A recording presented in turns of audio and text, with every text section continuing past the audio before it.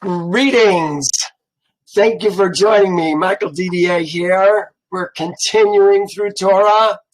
You know, we're almost done with Torah. What is that, 48 chapters in Torah? No, it must be more like 50. But we're closing in on it, aren't we? It's going fast. I hate to see. I love talking about Jacob. I love talking about Joseph, but we're running out of time here. I think Jacob is going to pass possibly even next week. He is going to be 130 today as he comes into Egypt to see his son. Well, last week, do you remember what we talked about? In Torah, we saw that it was 44.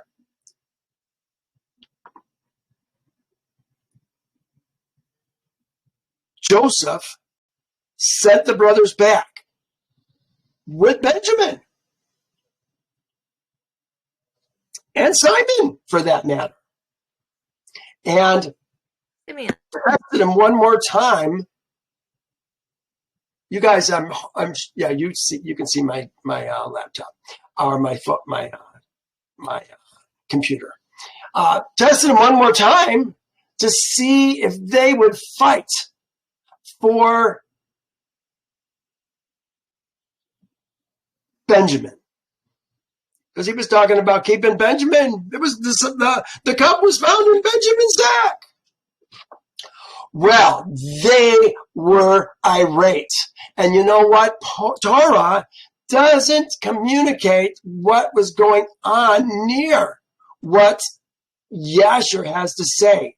We saw in Yasher that these men were willing to tear apart Egypt, street by street. One yell, well, it's probably several yells from Judah. Remember, it was so traumatic. Must have been thousands of horsemen and men on foot that had come to Joseph's aid with the brothers all ran away when he yelled. It was so yelled when they ran away, or so loud when he ran away, they trampled one another and many died. It said that there was women in Egypt who were with child that lost their babies because of the fright that went through the land, the walls falling down. Pharaoh said it fell off his throne. Well, finally, Joseph, in a sense, submitted because he didn't want to have the place torn apart. Pharaoh said, "Get rid of these guys," and he's afraid of what Pharaoh has to say. So he decided he's going to submit and let Benjamin go. But the last thing he said was, then you need to show me where Joseph is. And Joseph, you didn't do a blood covenant for him, or what was the word? Surety. You weren't surety for Joseph, so you need to find Joseph and make him my servant. And the last thing we saw was Joseph saying to his brothers, like he's calling Joseph, "Joseph, Joseph, come in, Joseph." And the brothers Judah was starting to get irate again. And here, Judah's anger was kindled against Joseph when he spoke this thing, and his eyes dropped blood with anger. And he said to his brethren, "How does this man this day seek his own destruction and that of Egypt?" Well, we finished by, it says, "And Joseph said unto his brethren, Surely you said that your brother was either dead or lost. Now, if I shall call him this day, and he shall come before you, would you give him to me instead of his brother?" And the last verse we read, and Joseph began to speak and call out, Joseph, Joseph, come this day before me and appear to thy brethren and sit before them. Well, here's where we're picking it up. But first, we're going to go to Genesis 45. Then we're going to come back and see the rest of the story. So here we are in Genesis 45. And Joseph could not restrain himself before all those who stood by him.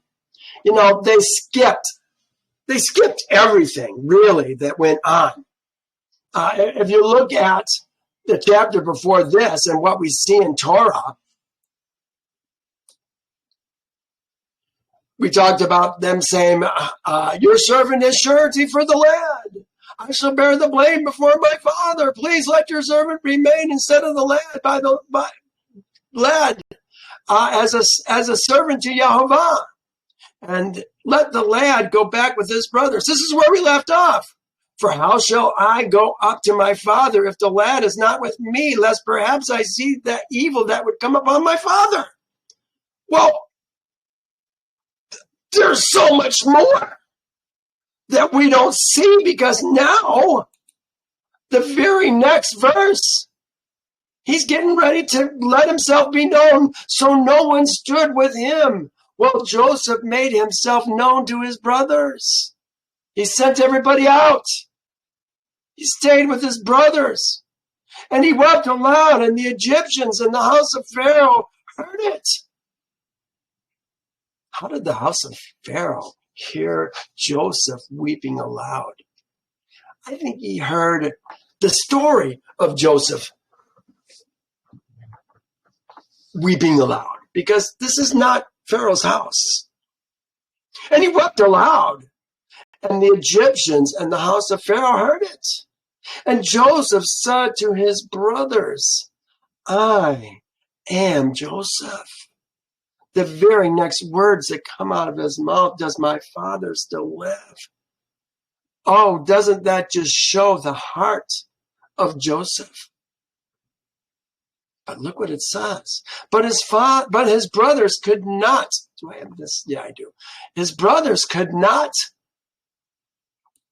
answer him, for they were dismayed at his presence. Dismayed. Unbelieving. Aghast.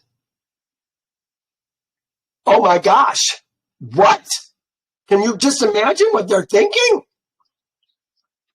You're Joseph? Remember the honor that they gave this man when they were talking to their father. You do not know. Have you not heard? All the things that they said about his brother and the great respect they had for this man, and how they often said, this is one of our family. Now it's all going to come and make sense. And Joseph said to his brothers, please come near me. So they came near. Then he said, I am Joseph, your brother, whom you sold into Egypt. But now do not therefore be grieved or angry with yourselves because you sold me here. For Elohim sent me before you to preserve life. Joseph understands why he was sent. Remember, his dreams, all this worked together. His father bowing before him, his brothers bowing before him. It's all happening. For these 2 years, the famine has been in the land, and there is still 5 years in which there will be neither plowing nor harvesting. They didn't know that. This is new knowledge to them. They just want to get through the year. There's 5 more years coming. And Elohim said, Shalak is the word that they're using here. There it is. Shalak. sent me before you to preserve posterity for you in the earth and to save your lives by a great deliverance, not only their lives, but the lives of probably millions of people. Could there have been that many at that point? Possibly. The Canaanites were able to put together armies of over 1 million. So I would say certainly there's millions. And that's just not from Canaan. That's from a lot of places. I put to save your lives by a great deliverance. I'm here on the right. This was what Yehovah will do with the men who are even now being kicked out of their churches and synagogues and homes. Just like Joseph was. We're being ostracized. People can't handle the new knowledge. They're so comfortable. This is why Israel is such a big deal right now. They love Israel. They think they're Israel, for heaven's sakes. That's the idea that they've heard. Believe in Jesus and you become Israel. Oh, please, you're killing me. Where does it say that in Torah? It says the righteous perish. No one takes it to heart. Merciful men are taken away while no one considers that the righteous is being taken away from the evil. There's a great separation going on with people that are turning to Yehovah. Yeah, there are being, how do I even say it? They're being rejected by their families, by their churches, by their synagogues. But they're being accepted by Yehovah. And Yehovah is separating them from those who are evil. You know, they don't think of themselves as evil, but they don't know what evil is. Yehovah says eating pork is evil. You know, so many things that we take for granted is evil before Yehovah. But we don't know it because we don't know him, his statutes, his judgments, and his ordinances. You know, this is something that Joseph and the boys, Benjamin, they somehow were thoroughly educated. Remember, Benjamin last week had a map and some kind of a device. He was able to figure out where Joseph was, sitting right next to him. There's knowledge that these people had that we don't even have anymore. So interesting. It goes on. So now it was not you who sent me here, but Elohim. This doesn't say Elohim. This says, but the Elohim. One of the 30 or so places in Torah where it actually spells out the Elohim. It was not you who sent me here, but the Elohim. And he made me a father to Pharaoh and master over all his house and ruler throughout the land of Egypt, throughout Egypt's land. Hurry and go up to my father and say, thus says your son Joseph. All this next part is what he's telling them to tell his father. Elohim has made me master over all Egypt. Come down to me. Do not tarry. Thou shalt dwell in the land of Goshen. Thou, it's singular. He's talking to his dad. Thou shalt dwell in the land of Goshen, and thou shalt be near to me. Thou and thy sons and thy sons' sons. Look at this. This is it. Thou. There it is. Thou. Atah. Then it has banim. This is thy banim with this het.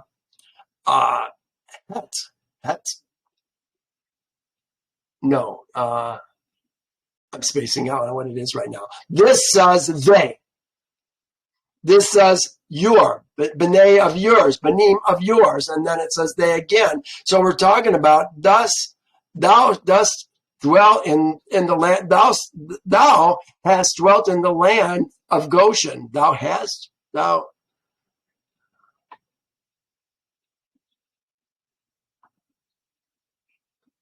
Where does it say the land of Goshen? Here we are. And thou shalt dwell. Thou hast. Yeah, not hast, shalt. Shalt dwell in the land of Goshen, and has been near unto me, thou and thy sons, and thy sons' sons, and thy flocks, and thy herds, and all that thou hast. This is him talking to his father. He goes on, there I will provide for thee, lest thou and thy household and all that thou have come to poverty, for there is still 5 years of famine. It's interesting, he's very rich. Jacob is very wealthy. He's got a lot of people with him. And if he can't keep the flocks alive for lack of grain, if he can't keep the people alive for lack of grain and meat, and he's got to keep buying it, he's going to come to poverty in just a few years. We don't know how long it's going to take. He's so generous. He said, take double the next time you go to Egypt. But you can only do that so many times. He'll come to poverty. And Joseph is, Yahovah, through Joseph, is preventing that from happening. And behold, your eyes and the eyes of my brother Benjamin see that it is my mouth that speaks to you. So you shall tell my father of all my glory in Egypt. They already have. And of all that you have seen, and you shall hurry and bring my father down here. Then he fell on his brother Benjamin's neck and wept, and Benjamin wept on his neck. Moreover, he kissed all his brothers and wept over them. After that, his brothers talked with him. We saw up here his brothers coming in, hugging him. That wasn't quite the order. I think we're going to see a little bit different order, more this order. And maybe this is a focused in view of what we read earlier with his brothers giving him a hug, but it sounds like it's coming from his brother Benjamin first. And after that, his brothers talked with him. Now, verse 16. Now the report of it was heard in Pharaoh's house. Hear that? The report of it was heard in Pharaoh's house. He didn't hear Jacob crying or Joseph crying. He heard the report of it. We have to dig deeper, line upon line, precept upon precept. We're going to see this in Yasher as well. In fact, we'll see. I'll point it out to you when we get there. Now, the report of it was heard in Pharaoh's house. Joseph's brothers have come. So it pleased Pharaoh and his servants well. And Pharaoh said to Joseph, say to your brothers, do this, load your animals and depart and go to the land of Canaan. Bring your father and your household and come to me. I will give you the best of the land of Egypt, and you will eat the fat of the land. Now you are commanded to do this. He's talking to Joseph. You are commanded to do this. Take carts out of the land of, maybe it's them. Joseph is going to comply with what Pharaoh is telling his brothers to do. Maybe that's a better way to say it. Take carts out of the land of Egypt for your little ones. This is for your toph. There it is right there, toph. Normally, Toph is males and females, little ones, children. You could say children. When they say B'nai, that's not children. Toph is children. And then it says, and for thy, this is for y'all's nashim, y'all's woman. And so that's what they're doing. Bring your father and come. Also, do not be concerned about your goods, for the best of the land of Egypt is yours. Don't worry about bringing all your stuff down. I got you covered. And Israel's seed did so. This is Israel's seed, B'nai Israel. Israel's seed did so. And Joseph gave them carts according to the command of Pharaoh. There it is. Joseph gave them carts according to the command of Pharaoh. Just what I said. And he gave them provisions for their journey. He gave to all of them, to each man, changes of garments. But to Benjamin, he gave 300 pieces of silver and 5 changes of garments. We're going to see that the brothers are going to get 300 pieces of silver and 1 change of garments. Ben is going to get the silver and the 5 changes of garments. And he sent to his father these things: 10 donkeys loaded with the good things of Egypt, 10 female donkeys loaded with grain, bread, food for his father for the journey. You know, this is something we talked about briefly last week. Here we have bread, grain. Then they say corn. There's grain and corn that apparently Joseph has snookered away for the lean years. I have never really thought about the 2 crops, maybe even 3 crops that are coming, because we got barley in the spring, we got corn in the fall, in the summer, and our grain, wheat in the summer, and then corn in the winter, or corn in the fall. So there's really 3 seasons that he had to save food. And he sent his brothers away, and they departed, and he said to them, see that you do not become troubled along the way. What does he mean? See that you will not become troubled along the way. You know, I was reading Yasher again this morning in preparation, and I saw this, and I thought, oh, I got to tie it to this verse. Here it is. And Joseph went out with them to accompany them on the road to the border of Egypt. And he commanded them concerning his father and his household to come to Egypt. And he said to them, here it is, do not quarrel on the road, for this thing was from Yehovah to keep a great people from starvation. For there will be 5 years of famine in the land. For there will be yet 5 years of famine in the land. Yeah, do not be troubled. Do not worry about why this happened. It was from Elohim that this happened. Yes, it's like, you didn't send me, Yehovah sent me. And that's really what happened. Then they went out of Egypt and came to the land of Canaan, to Jacob their father. And they told him, saying, Joseph is alive, and he is governor over the land of Egypt. You know, think about this. Here his father is in great mourning, has been for a long time. What, 22 years since Joseph passed? And he's still not over it. It has affected his life dramatically. Even the brothers said, if we don't bring Benjamin back, if we don't bring Simeon back, our father will die.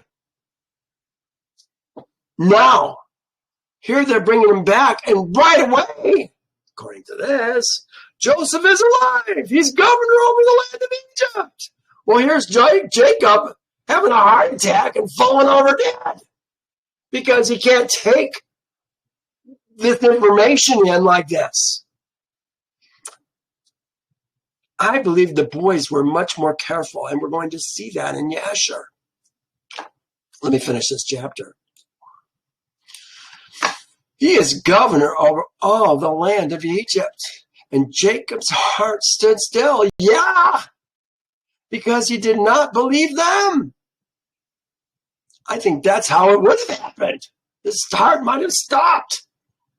But when they told him all the words which Joseph had said to them, and when he saw the carts which Joseph had sent to carry him, the spirit of Jacob, their father, revived. And listen to what he says. He's not worried about the stuff. He says, then Israel said, it is enough. It is enough. I am filled up exceedingly with great joy. Joseph, my son, is alive, and I will go and see him before I die. Remember, Jacob is 130 right now. He's going to live another 17 years and see his sons,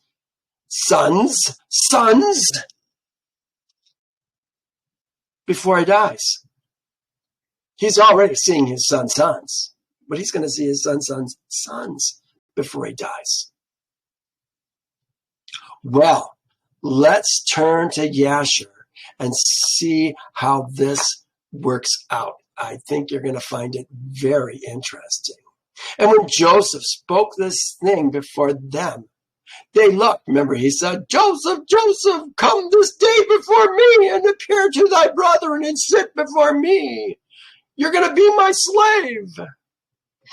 Will you give him up if he shows up? And when Joseph spoke this thing before them, they looked each a different way to see from whence Joseph would come before them. And Joseph observed all their acts and said to them, why do you look here and there? I, Joseph, whom you sold into Egypt.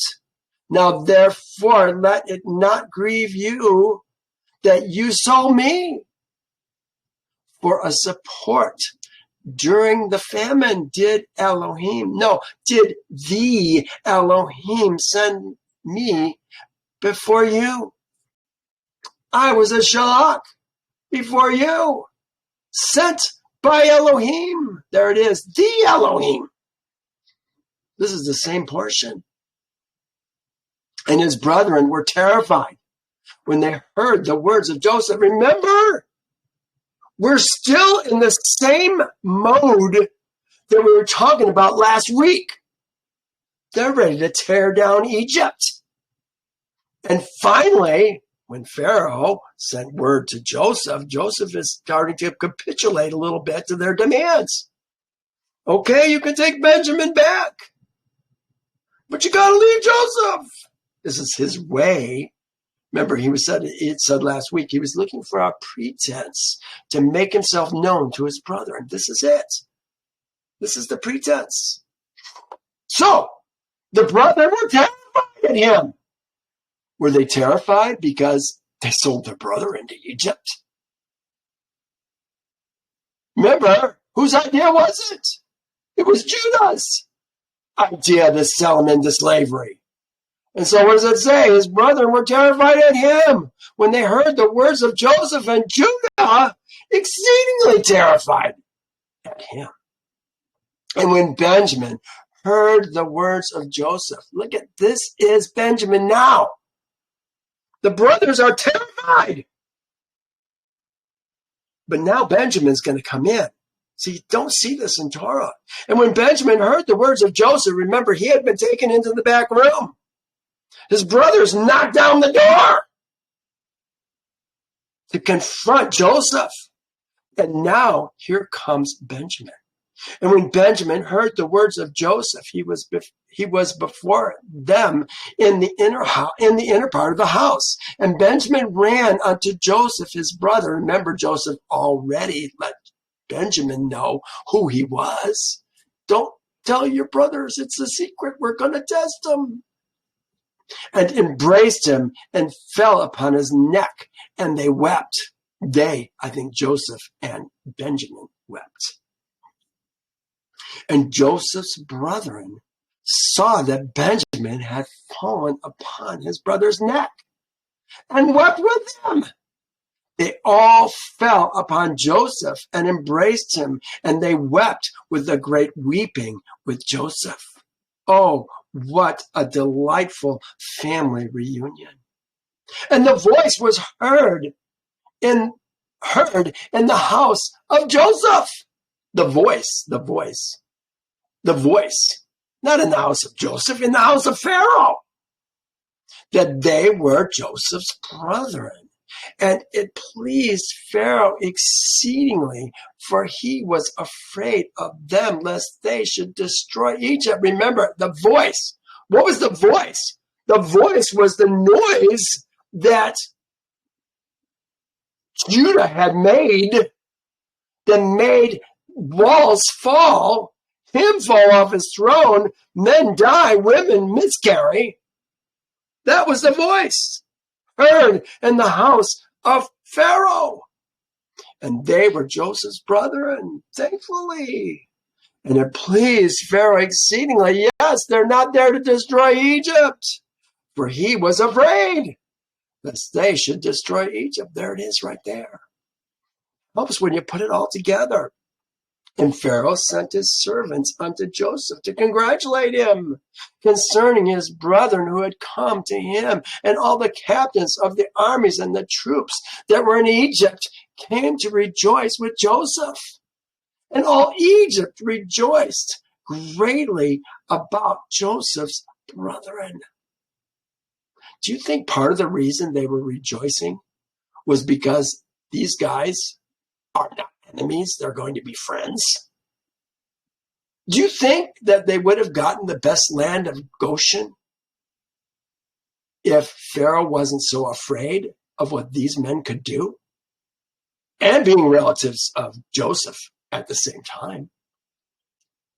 And Pharaoh sent his servants to Joseph, saying, tell thy brethren to fetch all belonging to them, and let them come unto me, and I will place them in the best part of the land of Egypt.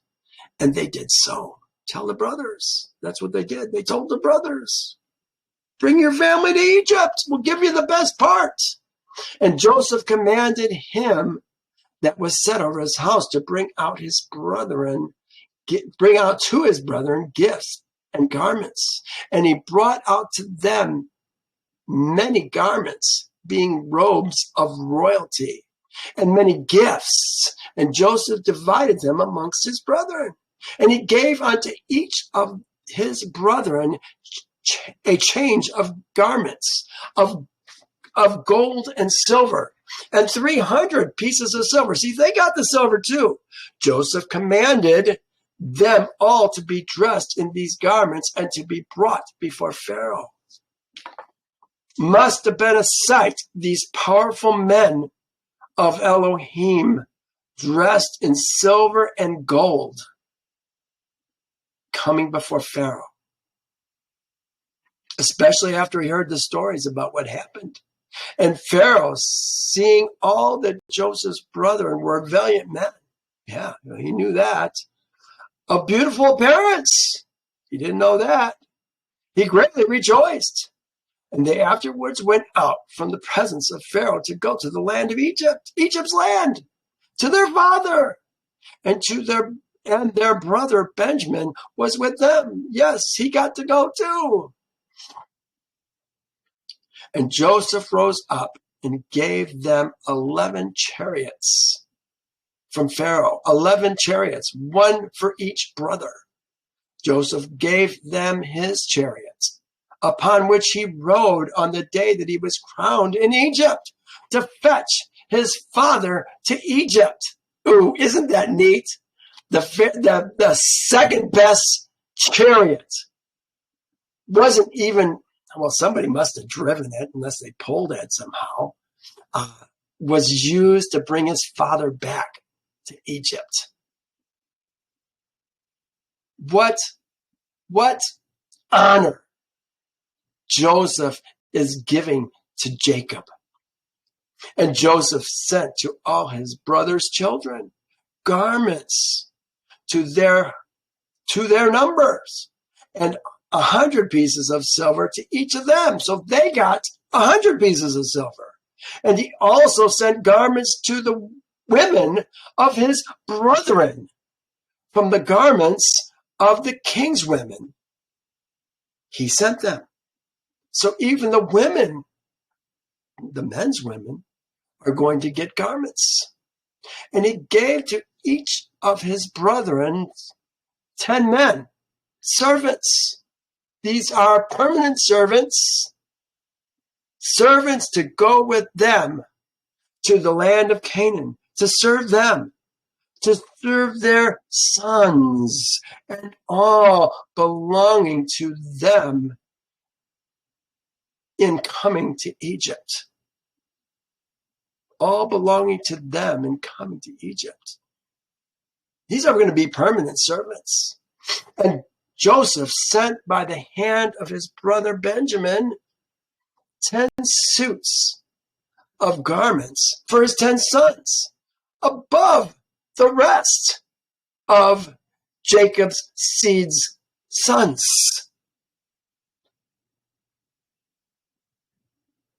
They all got a garment. They all got a garment. But his sons, Benjamin's sons, got 10 garments. And he sent to each 50 pieces of silver. This is above the 100 pieces of silver that they had gotten. And look at this. And 10 chariots on account of Pharaoh. Each son of Benjamin is going to have his own chariot. Cool. And he sent to his father 10 asses laden with all the luxuries of Egypt, 10 she-asses loaded with corn and bread, and nourishment for his father, and to all that were with him as provisions for the road.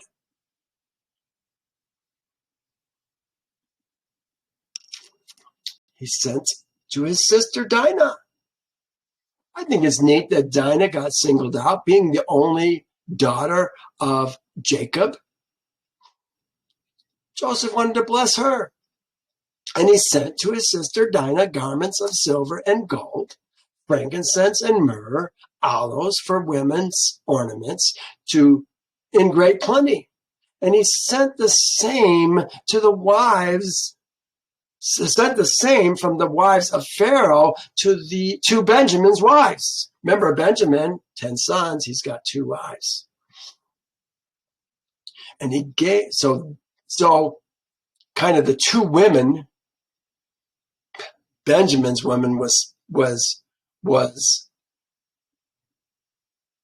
set up because, as Dinah was, because she's Benjamin's woman. And he loves Benjamin, his brother. And he gave all his brethren, also to their women, all sorts of onyx stones, bdellium, and from all the valuable things among the great people of Egypt, nothing of all the costly things was left, but what Joseph sent to his father's household. Blessed Jacob and his family so much. And he sent his brethren away, and they went.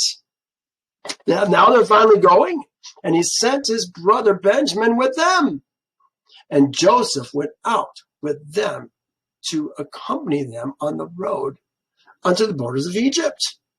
And he commanded them concerning his father and his household to come to Egypt. And he said unto them, do not quarrel on the road. Here it is. For this thing was from Jehovah to keep a great people from starvation. For there will be yet 5 years of famine in the land. And he commanded them, saying, this is it right here. Look at this. When you come unto the land of Egypt, do not come suddenly before my father, but act in your wisdom. Jacob's 130 years old. He's frail. Remember, his eyes are fading on him. They just went according to Torah and said, hey, Jacob's alive. No, they did it a lot more gently than that here in Yasher. And Joseph ceased to command them. That was the last thing he said, was something about taking care of their father, that you let him know gently. And he turned and went back to Egypt. And Jacob's seed went to the land of Canaan, to Canaan's land, with joy and cheerfulness to their father Jacob. And they came unto the borders of the land. They said to each other, what shall we do in this matter before our father? For if we come suddenly to him and tell him the matter, he will be greatly alarmed at our words and will not believe us. You know, I think it was more than not believing us. I think it was possibly dying because of the sudden news that Joseph is alive and ruling Egypt. Look what they did. And they went along until they came nigh unto their houses. And they found Sarah, the daughter of Yasher, going forth to meet them. And the damsel was very good and subtle. Subtle, I had to look that up. What does that mean? Ingenuity, skill, ingenuity, clever. Here's what it said about her earlier on in Torah. Remember, this was, whose wife was this? This was Asher's wife. Asher's second wife, really. He took one wife from the sons of Ishmael. She died, I think, within a year. And he went to Shem and found this widow, just a recent widow, who had a 2-year-old daughter or so. And he married her and brought her home. And look what it says about the little girl. And after the death of the wife of Yasher, he went and took Hadorah for a woman and brought her to the land of Canaan. Let me make this brighter. Whoops. Brought her to the land of Canaan. And Sarah, her daughter, he also brought with them. And she was 3 years old, and the damsel was brought up in Jacob's house. And the damsel was of comely appearance. We just said she was comely. Didn't it just say that? I think it did. Damsel was very good. I guess it doesn't say comely. Comely appearance. Pleasing appearance. And she went in the sanctified ways of Jacob's seed. She lacked nothing. And Yehovah gave her wisdom and understanding. Yeah, that sounds like someone who is subtle. She's going to be careful how she deals with Jacob. And they called unto her, and she came before them. And she kissed them, and they took her and gave her a harp. Gave unto her a harp. Where did they get a harp? Did they go to their house and grab a harp? Or is it possible that they had a harp with them when they came from Egypt? This would have been a very special harp. She's going to play it before Jacob. The harp alone is a subtle clue of what's actually going on and why she's there to play to him. Saying, go now before our father and sit before him and strike upon the harp and speak these words. She knew how to play a harp. She's pretty intelligent. And they commanded her to go to their house. And she took the harp and hastened before them. And she came and sat before Jacob. And she played well and sang and uttered in sweetness of her words, Joseph, my uncle, is living. He ruleth throughout the land of Egypt and is not dead. And she continued to repeat and utter these words. And Jacob heard her words, and they were agreeable to him. And whilst Well, she repeated them twice and thrice. A joy entered the heart of Jacob at the sweetness of her words, and spirit Elohim was upon him, and he knew all her words to be true. Now he's ready for the brothers to show up.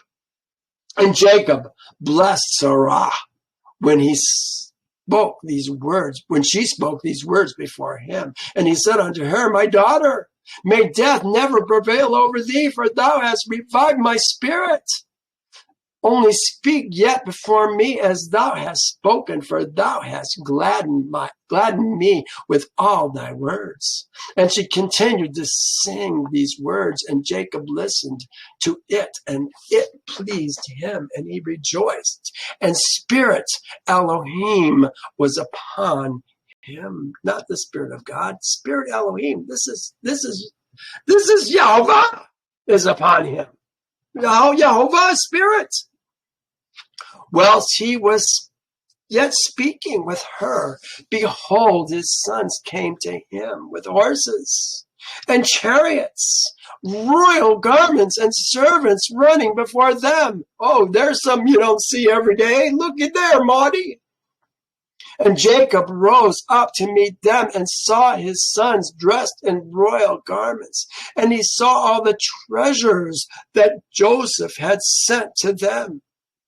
And they said unto him, Be informed that our brother Joseph is living, and it is he who ruleth throughout the land of Egypt, and it is he who spoke unto us as we told thee. Remember, he was telling his father, you don't know this guy. He's amazing. He knows things that we don't know. Talked about his gentle spirit. Yeah, Joseph is amazing. And Jacob's heard all the words of his sons, and his heart palpitated. Yeah, throbbed. His heart throbbed. This is what I would be more concerned of, is a heart attack. If it just all of a sudden sprang it on poor Jacob. His heart throbbed at their words, for he could not believe them until he saw all that Joseph had given them and what he had sent him, and all the signs which Joseph had spoken unto them. All the signs which Joseph had spoken unto them. And they opened up before him and showed him all that Joseph had sent. They gave unto each what Joseph had sent him. And he knew that they had spoken the truth. And he knew that they had spoken the truth. And he rejoiced exceedingly on account of his son. Oh my gosh, there it is. And Jacob said, It is enough. Yes, glory. Jacob has grieved 22 years for Joseph. The stuff Joseph sent means nothing to Jacob. He's just thrilled that Jacob is alive. Look what he says. It's enough for me that my son Joseph is still living. I will go and see him before I die. And his sons told him all that had befallen them. And Jacob said, I will go down to Egypt to see my son and his offspring. Jacob's going to meet new grandchildren as well.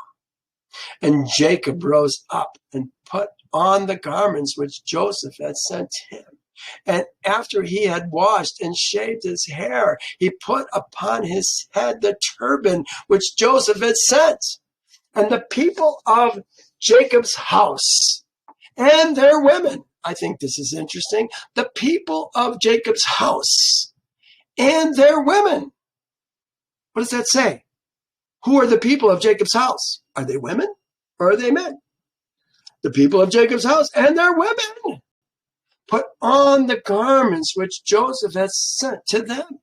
And they greatly rejoiced at Joseph that he was still living and that he was ruling in Egypt.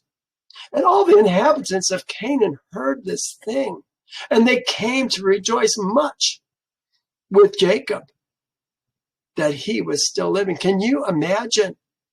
These men have all seen. These are the kings. What did they say? The kings? The inhabitants of Canaan heard these things.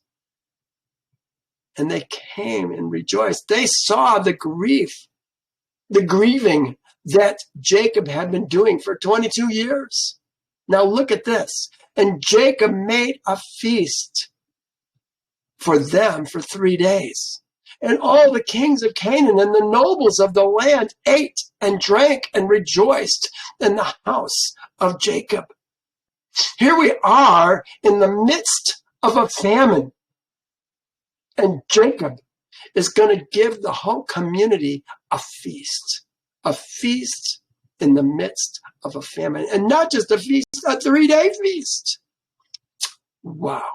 Well, we're going to pick it up next week when Jacob comes to Joseph. Oh, it's all very interesting. I'm sure you're going to enjoy it. I know I do. All right. Well, you guys, thank you for joining me today. We'll see you next time.